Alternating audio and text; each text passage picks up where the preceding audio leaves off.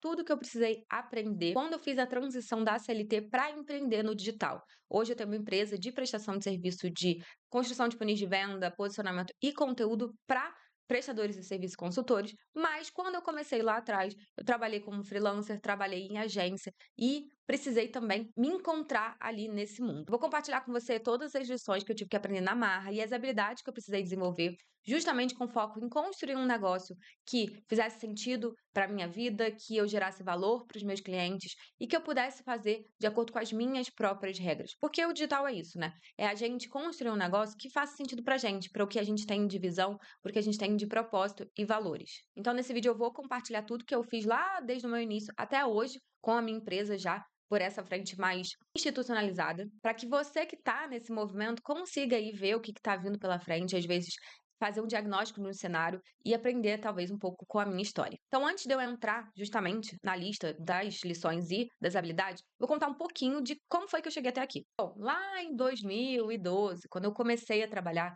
eu trabalhava numa multinacional, então eu trabalhava no corporativo.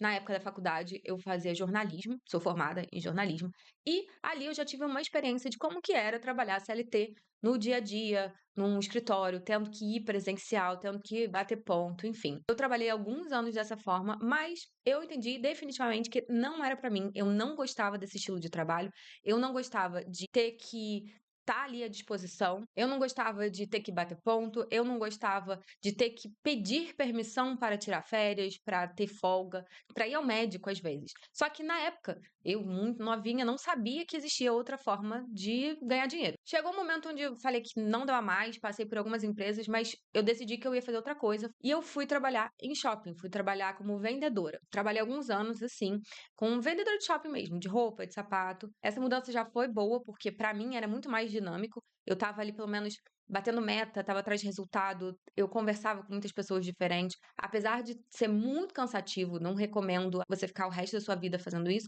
foi uma boa mudança, principalmente porque eu consegui enxergar os tipos de trabalho onde a gente coloca esforço e volta resultado. Quando você trabalha com vendas, muitas vezes, se você trabalha numa empresa legal, você vai conseguir ter essa mudança. E aí eu fiquei um tempo assim, virei gerente, gerenciei algumas lojas e também tive a experiência de lidar com equipes, de gerenciar equipes, até que veio a pandemia, as coisas mudaram muito, eu fui desligada e eu tive, pela primeira vez depois de começar a trabalhar, uma chance de pensar exatamente o que eu queria para minha carreira, o que eu queria para minha vida como toda ali a nível de trabalho. E também tive tempo para pesquisar muito. E foi aí que eu encontrei o mercado digital. Eu já era formada em jornalismo, comecei como copywriter, prestando ali serviços, e depois fui trabalhar numa agência. Ali eu trabalhava como PJ, então era prestador de serviço, mas eu trabalhava presencial. Então eu já não gostei muito de voltar a trabalhar daquele jeito.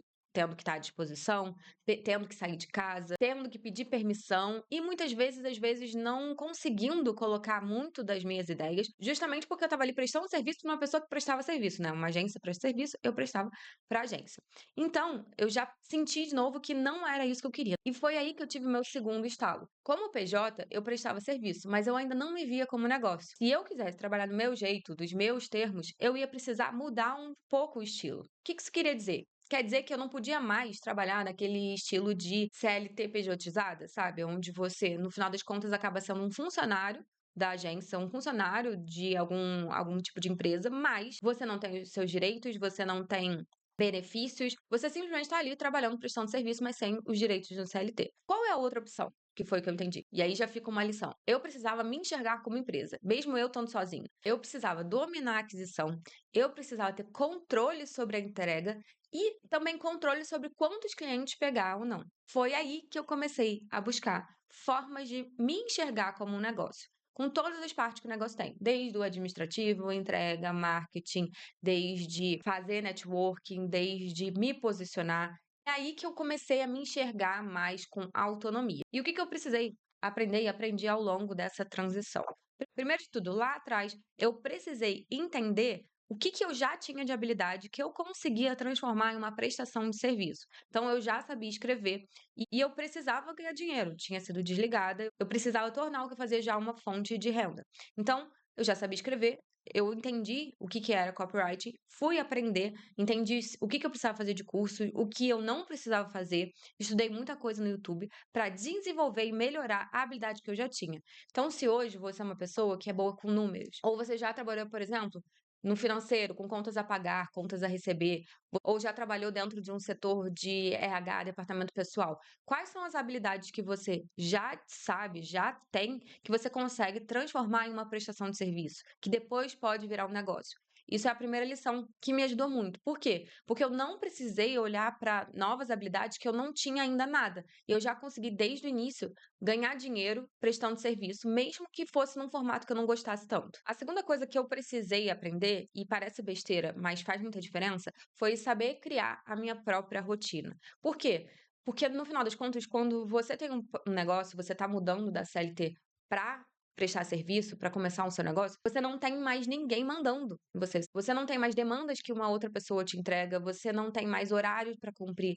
E você conseguir construir a sua própria rotina, qual horário que você vai trabalhar, o que você vai priorizar, quando você vai fazer reuniões, quando você não vai fazer reuniões, você vai focar em trabalho mais de produção. Tudo isso você que tem que decidir, não tem mais ninguém para fazer. Então, talvez se hoje você ainda esteja ali no CLT, não tenha feito a troca ainda, a transição, foque em desenvolver isso de uma forma autônoma. E se você já fez, você sente ali que no dia a dia você ainda está deixando as coisas acontecerem muito no ritmo dos outros, você está deixando muita coisa para a última hora, a minha dica é: dá uma olhada na sua rotina, cria horários para as coisas, cria processos para as coisas, principalmente, que também vai ficar muito, muito, muito mais fácil. Porque essa é uma habilidade, desenvolver sua própria rotina e como que você consegue encaixar isso no resto da sua vida, porque às vezes talvez você trabalhe de casa, isso também é uma habilidade que você precisa desenvolver. A terceira, saber priorizar. Essa aqui está muito ligada à última, da rotina, mas são coisas diferentes. Quando a gente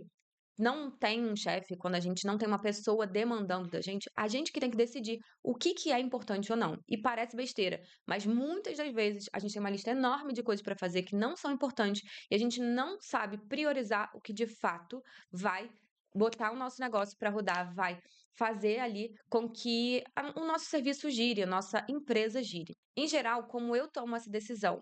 Eu sempre coloco a parte de vendas como a principal. Por quê? Porque uma empresa só existe se ela vende.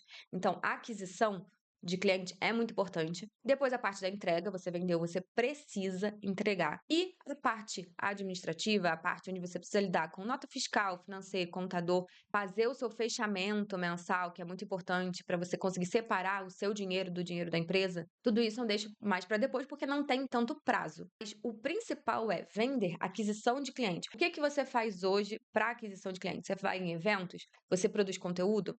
Você tem algum funil de vendas onde você precisa colocar anúncios? Enfim, para mim, essa sempre é uma das partes mais importantes. Depois a gente vem para a entrega mesmo. Muito compromisso na entrega do que você está ali vendendo.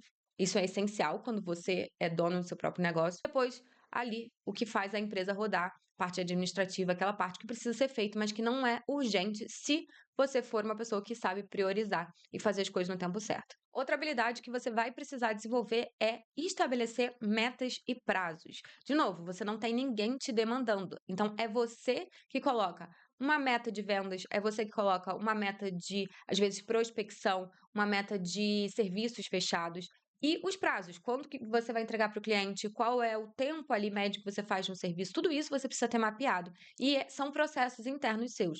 Parece besteira de novo, mas depois que você entende que isso está na sua mão, você precisa colocar como organização do seu negócio. E aí, se você tem metas, você precisa revisar constantemente como uma empresa faz. Então, qual que está sendo a sua meta de aquisição de clientes, sua meta de fechamento de contrato? Apesar de que meta de fechamento de contrato, eu não acho que é uma boa você colocar, porque tem muitos fatores isolados para o fechamento do contrato. É muito mais efetivo você colocar uma meta de criação de anúncios, produção de conteúdo, até uma verba de tráfego que você vai colocar, porque está dentro do seu controle, do que uma meta de fechamento de contrato. Em geral, quando a gente coloca essa meta, a gente acaba se frustrando. Mas você precisa revisar. Porque tem ali ações dessa meta que tem que ser sempre revistas. Quantos anúncios você criou esse mês? Quantas pessoas você falou esse mês? Quantos eventos você foi? Tudo isso são metas que você consegue colocar. E você precisa revisar. Quantos dias está levando para você fazer uma entrega? Você consegue encurtar? Os clientes estão com resposta? Tudo isso são indicadores que você precisa observar, não precisa ter muitos, mas você precisa observar para saber se você está no caminho certo. Outra habilidade também, saber mudar a rota. Muitas das vezes a gente, quando não tem muita visão ainda do que a gente quer, porque a gente tá ali, não sabe muito bem, às vezes a gente não sabe qual o serviço que a gente quer prestar, a gente não sabe qual público, a gente vai ter que mudar a rota, reajustar a rota. O que isso quer dizer? Quer dizer que a gente vai ter que ter um novo plano de ação, ter novas ações, saber priorizar outras coisas, tirar coisa do nosso prato também. E isso você vai acabar tendo que fazer com constância, porque em geral, quando a gente empreende, a gente está tendo sempre que revisar e mudar a rota. Às vezes, o que você prestava de serviço já não existe mais. Com a IA, isso ficou muito evidente e vai ficar cada vez mais. Às vezes, você vai precisar mudar de público. Tudo isso vai te exigir que você seja dinâmico. Por isso que conseguir ter aqueles momentos onde você avalia se você está no caminho certo, você se faz as perguntas para saber se você está ali construindo um negócio que é o que você quer, é importante, porque a partir dessa reflexão você vai conseguir construir um novo caminho, uma nova rota, um novo plano de ação. Outra lição, que essa aqui eu demorei pra caramba pra aprender. Não cair na noia do trabalho enquanto eles dormem. Eu acho que essa aqui é a mais fácil da maior parte das pessoas caírem, porque são altos e baixos. Tem momentos onde você vai precisar colocar bastante energia e tem momentos que você não vai precisar colocar tanta energia no seu negócio, você vai simplesmente precisar esperar. E é isso mesmo. Só que a gente acaba, nesses momentos onde a gente tem que esperar, olhando para o que o outro está fazendo, ou se comparando com outros negócios parecidos no Instagram e achando que a gente precisa estar ali sempre trabalhando ativo com o celular, falando com o cliente, sempre fazendo movimento. Claro que você provavelmente, fazendo a transição do CLT para empreender, você vai colocar muito mais energia, sim, muito mais trabalho, mas não é sobre você fazer mais do que a outra pessoa. Senão, você está simplesmente arrumando um outro trabalho, um outro CLT, que não faz tanto sentido assim, porque depende 100% de você e você não pode desistir. Então, não cai nessa noia de que você precisa estar trabalhando o tempo inteiro. Eu já vi muita gente cair, eu mesmo já caí nessa armadilha várias vezes. Eu tenho sempre que estar me policiando do será que eu tinha que estar fazendo mais? Será que eu não estou colocando energia suficiente? Em geral, a época onde o meu negócio cresceu mais foi justamente onde eu consegui alocar energia nos lugares certos sem me estafar de trabalhar. Eu sou totalmente contrária à estafa mental, ao burnout, porque eu não acho que isso faz sentido nenhum. Se a gente está empreendendo, não é pra gente ter uma estafa mental. Não entra nessa noia de trabalhar enquanto eles dormem. Outra lição que eu precisei aprender é ter organização financeira. Eu não era uma pessoa organizada financeiramente, mas quando você trabalha por conta própria, principalmente no início, você precisa separar a sua pessoa física da pessoa jurídica. Conforme o seu negócio for evoluindo, você vai separar porque, no final das contas, são coisas totalmente diferentes. A empresa vai pagar o seu prolabore e, no final das contas, vai ser o seu salário. Mas, no início, você vai precisar ter essa organização. Você vai precisar saber quanto custa a sua vida pessoal, quanto custa manter a empresa aberta, o que você pode fazer de retirada ou não. E o principal, o que você precisa ter de caixa para reinvestir, quanto é uma margem saudável para o seu serviço, quais os serviços dão mais lucro, quais os serviços não são tão lucrativos, mas te trazem clientes melhores que depois vão fazer ascensão. Enfim, toda essa estrutura de organização. Eu vi muita gente e tive muitos colegas que ficavam sempre nisso de feche bons contratos, minha empresa está crescendo e depois ela retrai simplesmente porque não conseguiu fazer essa organização, não conseguiu provisionar o caixa, não conseguiu entender quanto custava a empresa, quais os custos fixos de verdade, quais os custos variáveis, quanto a empresa precisa gerar por mês para pagar ali toda a operação, o que vai acontecer nos próximos meses, tudo isso é organização financeira. Inclusive, a minha dica é, se você não é muito bom nisso, acha um profissional para te orientar. Hoje em dia a gente tem muito BPO financeiro, consultor financeiro. Aprenda essa parte para que você não precise ficar sempre correndo atrás do próprio rabo, fazendo dinheiro, gastando dinheiro, fazendo dinheiro, gastando dinheiro. Isso é muito importante. E a última é, eu já falei um pouco disso, mas eu tive que aprender a não me comparar. É muito difícil, a gente olha as pessoas, às vezes a gente até se inspira nas pessoas e a gente fica achando que a gente deveria estar em tal lugar, que a gente já deveria ter feito alguma coisa, que o que a gente está fazendo não está certo porque outra pessoa está fazendo outra coisa. Só que a verdade é que só você sabe o que você quer para sua vida, para o seu negócio, qual a região que você mora, se você tem filhos, se você não tem. Empreender para homem é diferente de empreender para mulher. Quem fala que não é, é meio maluco, principalmente se você tem filhos, se você é mãe. Então, se comparar é a pior armadilha, é a mais perigosa, porque no final das contas você vai acabar gastando muito tempo achando que você tem que fazer várias outras coisas, sendo que você só precisa olhar para o seu caminho, para a sua jornada e o que faz sentido para o seu negócio, para o seu momento, quanto você tem de tempo. quanto você tem de verba de investimento inicial ali no seu negócio, quais são as suas conexões, tudo isso gera um cenário único para a sua transição e para a empresa que você quer construir. Então, não faz sentido se comparar. A gente pode se inspirar, a gente pode pedir conselhos, a gente pode entrar em mentorias, a gente pode entrar em consultorias, mas se comparar não faz sentido nenhum, é uma armadilha super perigosa que eu mesma tenho que de vez em quando me policiar ali para não entrar também. E o que que eu faria diferente se eu estivesse começando hoje? Primeiro de tudo, eu olharia muito mais para o mercado offline. Quando eu comecei a trabalhar com infoprodutos, lançamentos, com mentorias high ticket, mas hoje em dia eu olharia muito mais e fortaleceria minhas conexões, participaria de grupos de empreendedores, porque às vezes, na nossa região, a gente consegue ter mais conexões com empresas que estão no offline, que querem fazer essa migração, que não são tão modernas, às vezes não tem uma contabilidade mais digitalizada, às vezes não estão acostumadas a ter um BPO financeiro, às vezes nunca ouviram falar em terceirização financeira. E você consegue, na sua região, fazer essas conexões e apresentar novas soluções. Eu tenho um amigo aqui que trabalha, por exemplo, para empresas de material de construção, trabalha com marketing para isso. Eu aqui na minha cidade já conheci também um dono de empresa de andaime. Ou seja, às vezes no offline você consegue gerar negócios que não existe custo de aquisição, porque é só a sua conexão, vai ser o seu tempo ali, e que você consegue também ajudar negócios reais, com soluções reais, que não vai ser tão competitivo e tão saturado quanto o digital. Outra coisa que eu faria se eu estivesse começando diferente hoje, eu olharia muito mais para as minhas indicações. Eu olharia muito mais em talvez trabalhar ali algum tipo de parceria, procurar um designer da minha cidade, um gestor de tráfego da minha cidade, porque eu trabalho com marketing, né? Mas se você hoje tem uma empresa de BPO financeiro, você pode trabalhar com contabilidade. Se você é contador, pode trabalhar com o tributarista.